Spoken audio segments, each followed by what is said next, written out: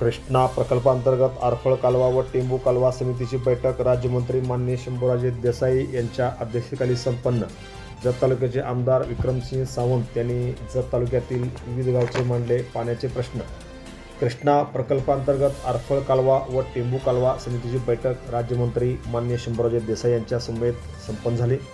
यामध्ये बेवनूर, वाळेखिंडी, नवाळवाडी, सिंगनहळ्ळी या जत तालुक्यातील चारही गावासाठी पिण्याच्या पाण्याची व सिंचनाची मागणी जत तालुक्याचे आमदार विक्रमसिंह सावंत यांनी यावेळी केली।